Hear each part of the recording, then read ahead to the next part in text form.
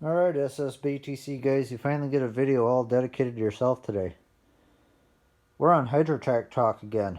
So, this hydro pump came out of my 4th orange Hydro-Trac, and the tractor drove on flat ground, but reverse was very sluggish and forward was very sluggish. Never got up to full speed. And any incline whatsoever, it would just go to a dead halt. It would not do hardly anything. And the ATF looked fine. I changed it. Still didn't do anything, so I pulled the pan off completely. I pulled the filter out. Put it all back together. Still didn't do anything because the filter's on the return side. So I didn't want to essentially create the restriction if there was one. So that's why I left the filter out. Anyhow, I tore it all apart. It's the first time I've ever had one of these apart. Sadly, I didn't get any video or pictures of it. But they're fairly straightforward if you're used to complicated things. I mean, it's the best way I can put it. It's like with injection pumps on diesels. If you're good at taking pictures with your phone and taking your time and devoting time to it, you can get it apart and back together. I had this thing apart on an old boot tray for nearly 4 months, and I took it to school because we're in a hydraulics class, and my instructor wanted to see an example of a piston pump, a vane pump, and a gear pump to use as a class demonstration. And this particular unit so happens to have essentially all three. But anyhow, I put it back together yesterday, brought it back home today, and we're going to try something that has not been done yet.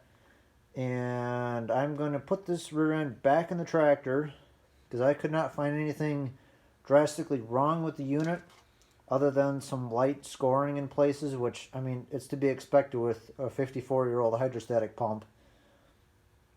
Parts for these things are pretty much non-existent to what I can find, at least using the Jacobson Minneapolis Moline manual I have, because they use the same style of hydro.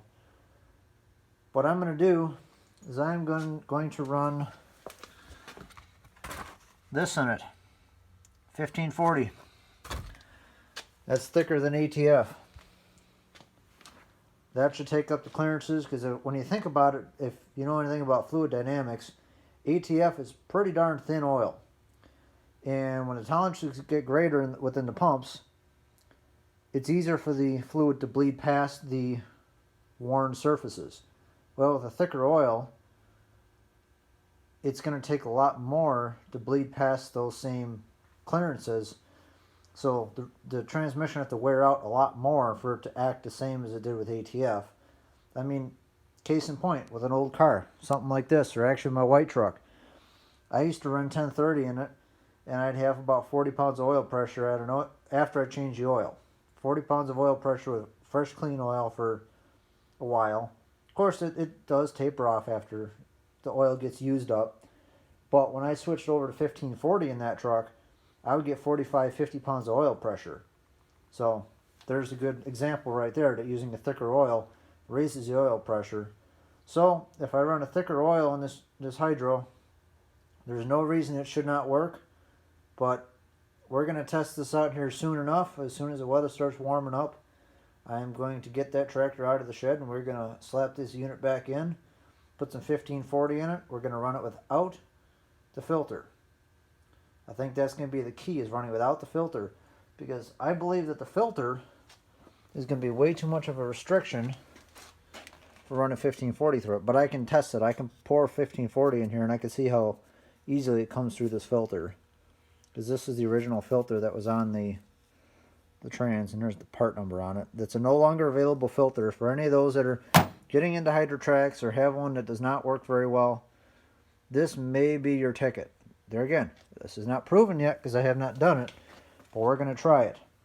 So stay tuned. If you're not subscribed to the channel, you may want to subscribe, so that way you are in the loop of when I finally get this back in the tractor and see if I can get it going again. So with that being said, that's all I have for you guys for tonight, and I hope you guys have a great night, and I will catch you later.